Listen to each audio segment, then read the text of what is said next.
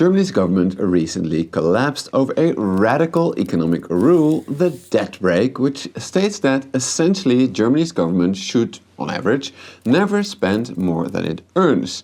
This is extremely unusual. No other major government in the world has limited itself in such a way. In fact, most economists around the world think limiting yourself in such a way is a ridiculously bad idea.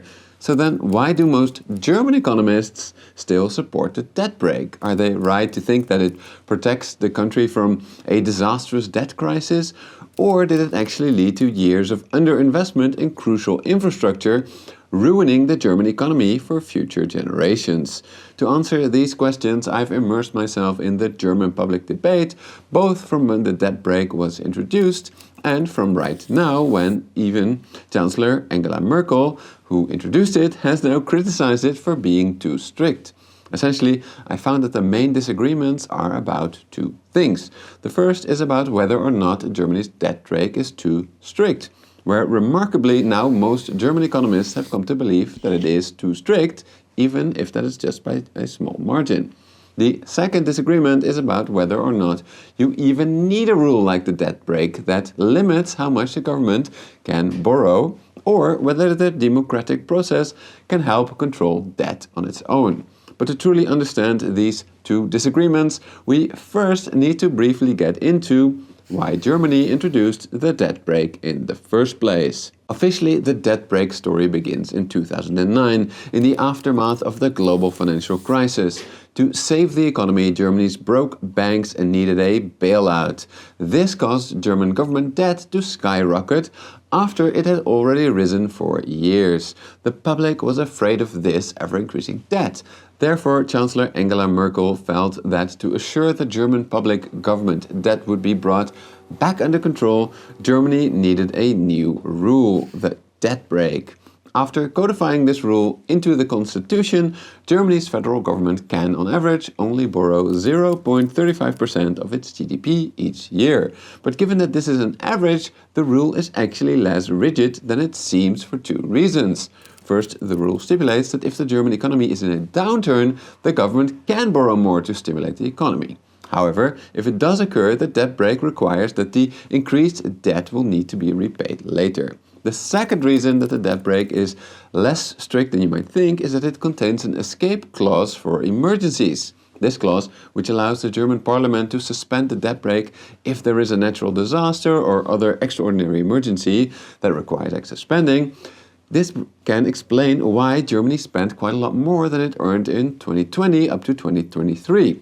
Not surprisingly, in these years, the debt shot up. After all, the pandemic in 2020 was clearly an extraordinary emergency. And after that, the Russian gas crisis was again clearly an extraordinary emergency. However, underinvestment in the energy transition and in keeping industry competitive with China, is that an extraordinary emergency? No, at least not according to the German Federal Court, which blocked moving pandemic-era funds to a so-called Climate and Transformation Fund. And while it initially seemed that the German government found creative ways to make the next government budget work, despite the court ruling, the need to invest in times of sky-high energy prices and when all of Germany's geopolitical rivals are investing heavily in their industries, ultimately was not compatible with the debt brake rule, causing the German coalition to collapse. This is where we are now. It's not very controversial to say that Germany's infrastructure is terrible. Almost everyone agrees that the German economic model needs to be reformed, and almost everyone agrees that reforming all of it is not cheap. So then, why is reforming Germany's debt brake so controversial? Well, as I see it, there are two fundamental disagreements about Germany's debt brake. One disagreement is about whether or not Germany's debt brake is actually too strict.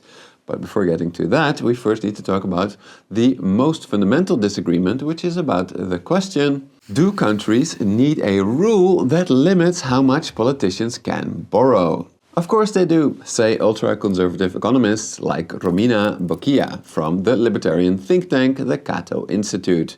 In a recent op-ed, she even said that the United States illustrates the peril of allowing short-term political priorities to undermine long-term fiscal sustainability.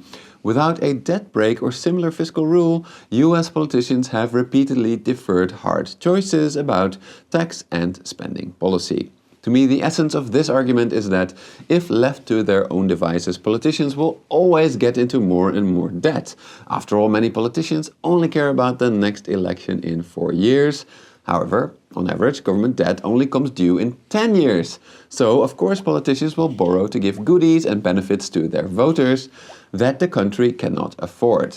I can actually see the logic in this argument. I can also see that in countries where voters are extremely divided, such a dynamic can take hold. For example, in Lebanon and Sri Lanka, economists have been warning that the debt build-up was unsustainable for a long time. But in highly divided, imperfect democracies, economic research has indeed shown that rather than providing good governance, politicians are often more successful just bribing voters. In the case of Lebanon and Sri Lanka, with borrowed money. On top of that, if we compare the debt trajectory of Germany to other mature democracies like France and the United States, we can indeed see that after the introduction of the debt brake, Germany's debt started falling, while that of other countries continued to climb. However, now have a look at this graph, which compares Germany's government debt to some of its northern neighbors that also have a reputation to be conservative about government debt. As you can see here, in these countries, debt clearly increased and decreased, pretty much like in Germany, but without a debt brake. Similarly, if we take a long historical perspective, we can see that even in countries like the US and France, they have had much higher debts than they have today, and they were also to bring down these debts without a debt brake. So I think it's pretty clear that advanced democracies do not need a debt brake to decrease government debt.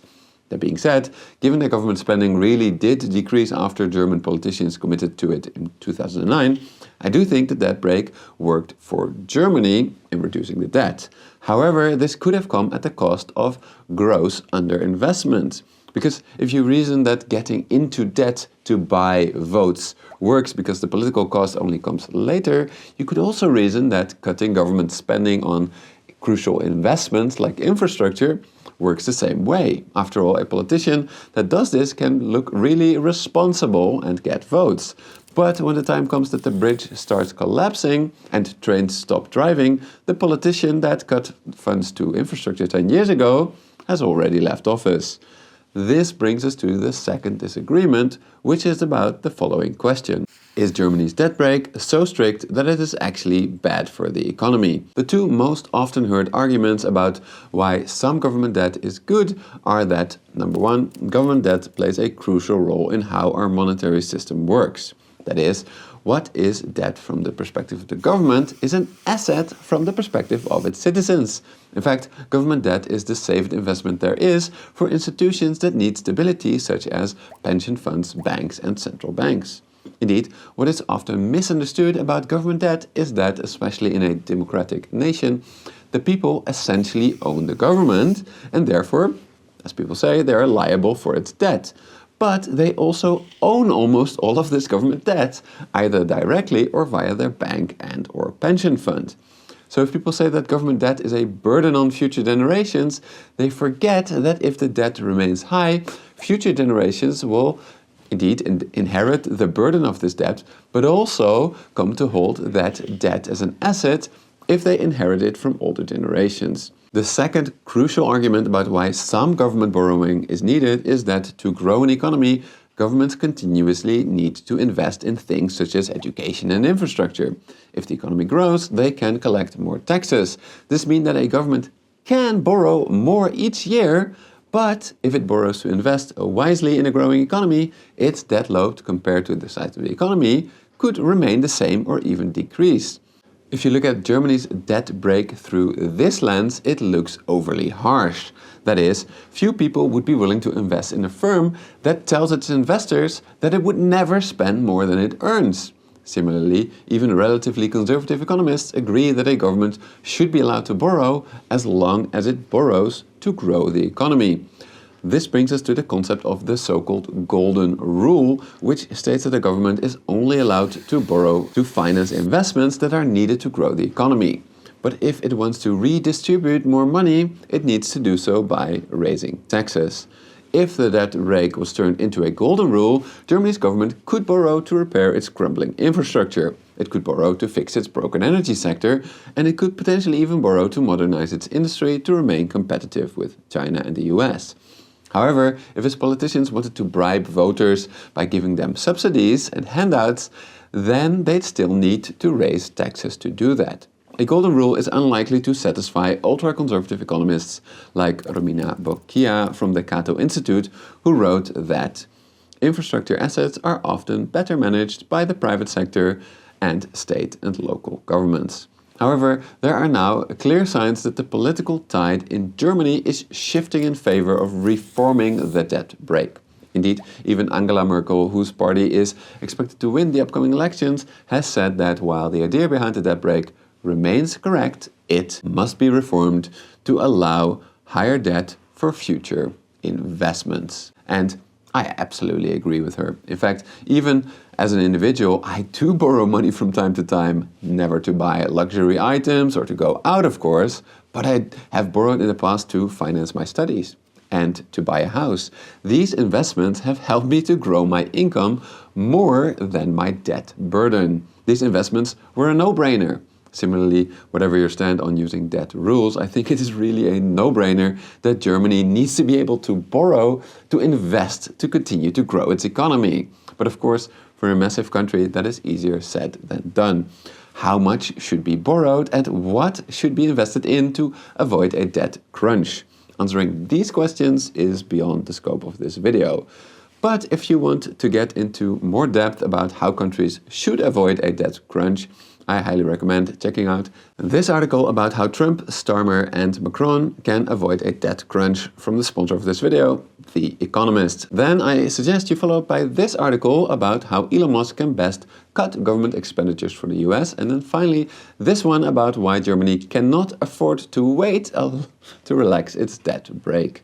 Such extensive coverage of a range of in-depth topics is exactly why I'm excited to share that Money Macro viewers can now get a 20% off an annual subscription to The Economist, which gives you full access to their daily in-depth global reporting for an entire year. The Economist has been part of my media diet long before I started this channel because they stand for independent journalism for independent thinkers. Whether you prefer to enjoy the print edition over a cup of coffee or their app's digital weekly edition, you'll always stay ahead of the news no matter where you are. So don't miss out. Click the link in the description or top comment or head over to economist.com/moneymacro to claim your exclusive 20% discount today.